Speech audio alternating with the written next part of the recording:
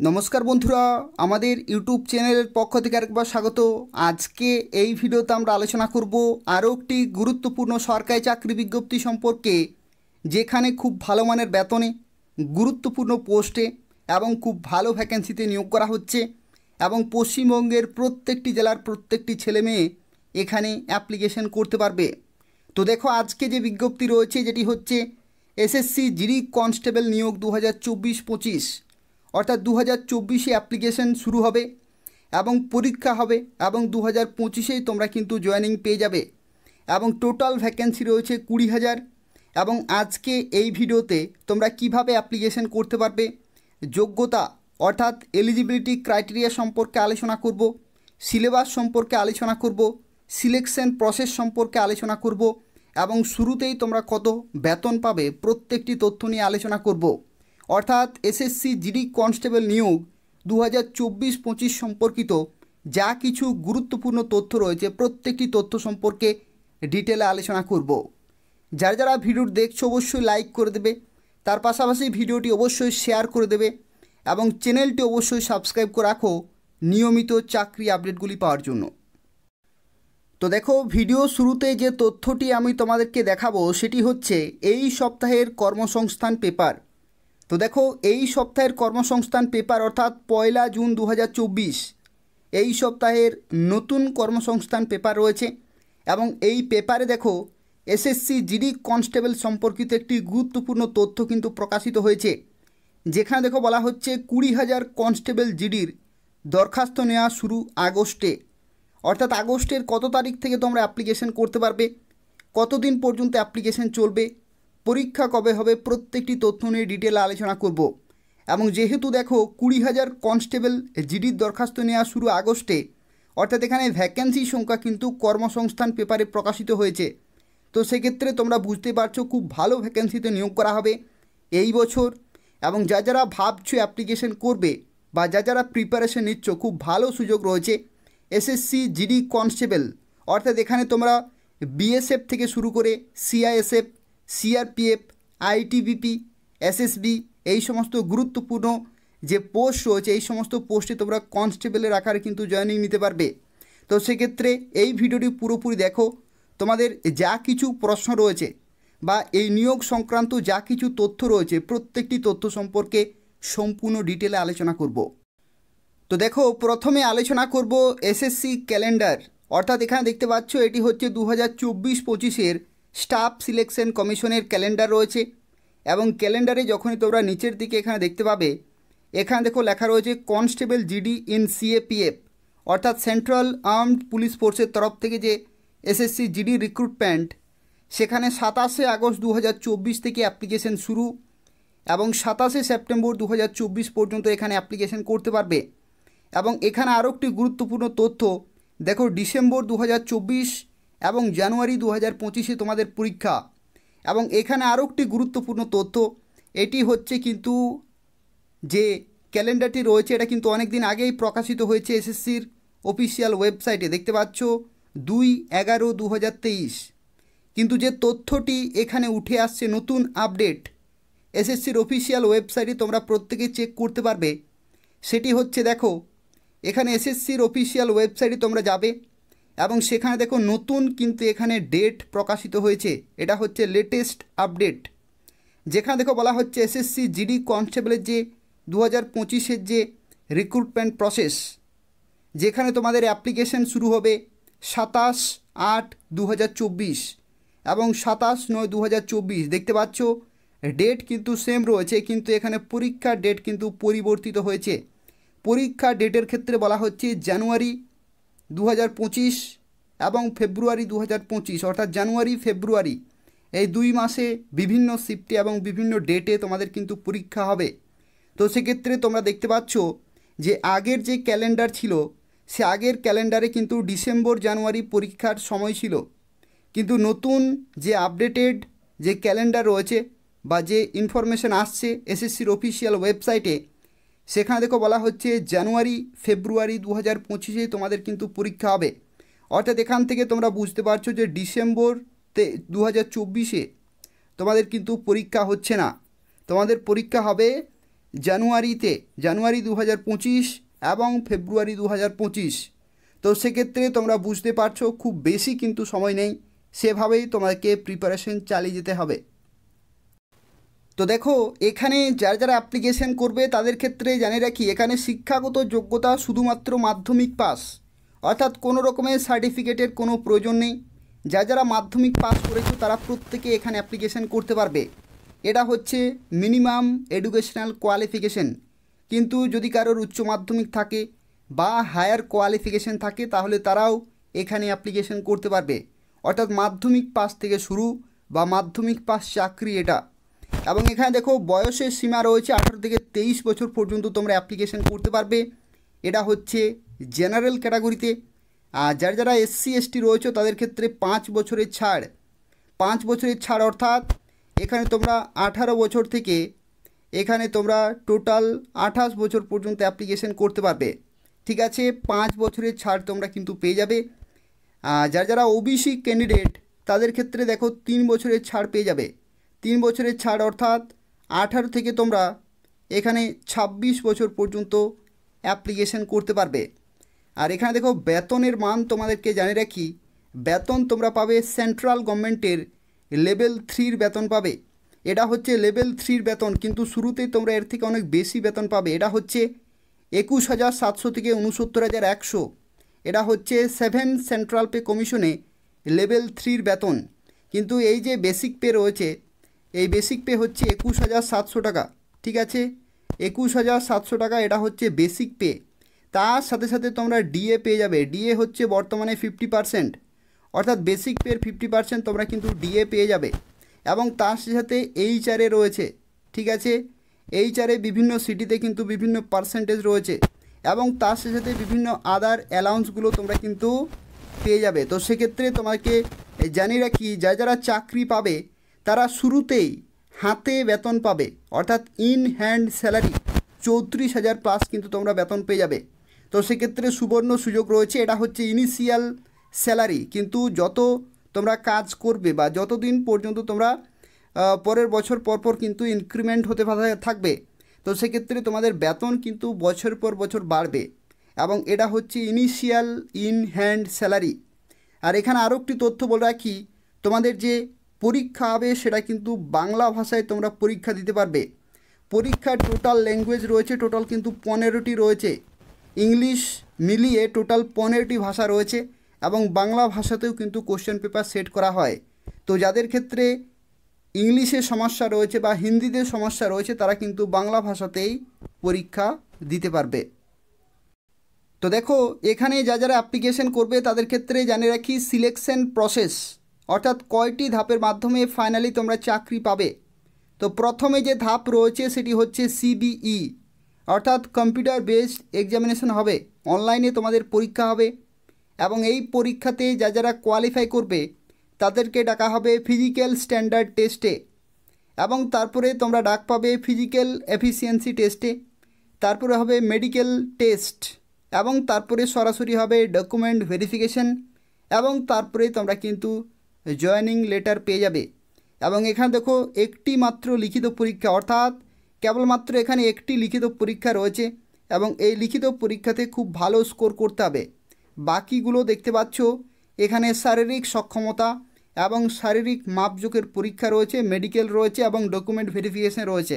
অর্থাৎ আদার্স কোনো রকমের কিন্তু লিখিত পরীক্ষা হচ্ছে না, কেবলমাত্র একটি পরীক্ষা হচ্ছে এবং সেটি হবে অনলাইনে। তো সেক্ষেত্রে এই পরীক্ষাতে কিন্তু খুব ভালো স্কোর করতে হবে। তো দেখো এরপর আমরা আলোচনা করব তোমাদের যে অনলাইনে পরীক্ষাটি হবে সেই পরীক্ষার ক্ষেত্রে কোন কোন বিষয়ে কত নম্বরের পরীক্ষা হবে।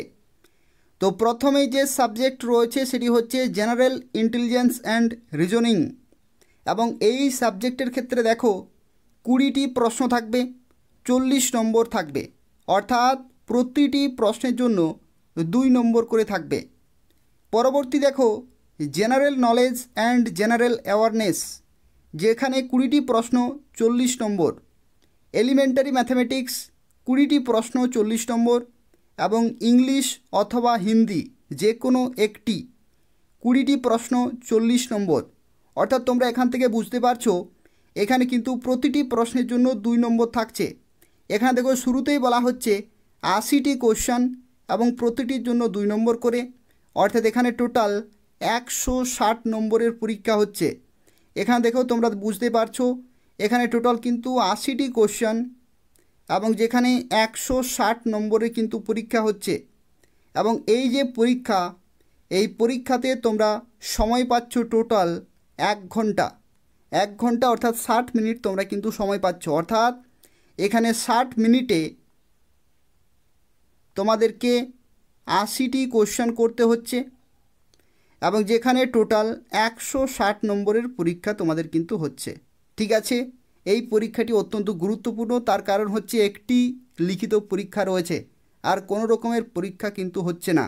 তো সেক্ষেত্রে এই নম্বরের ভিত্তিতেই তোমাদের ফাইনাল মেরিট লিস্ট কিন্তু তৈরি করা হয়।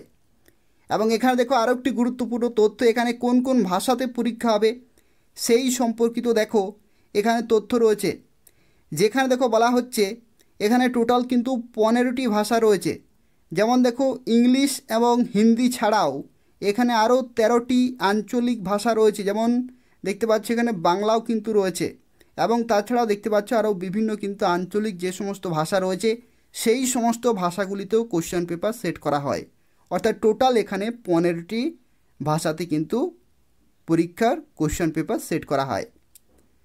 আর এখানে দেখো নেগেটিভ মার্কিং দেখতে পাচ্ছ, there will be negative marking এখানে 0.25, অর্থাৎ এখানে 1/4 নেগেটিভ মার্কিং কিন্তু রয়েছে। অর্থাৎ 4টি ভুল হলে 1 নম্বর আর 1টি ভুল হলে 0.25 নম্বর কিন্তু কাটা হবে।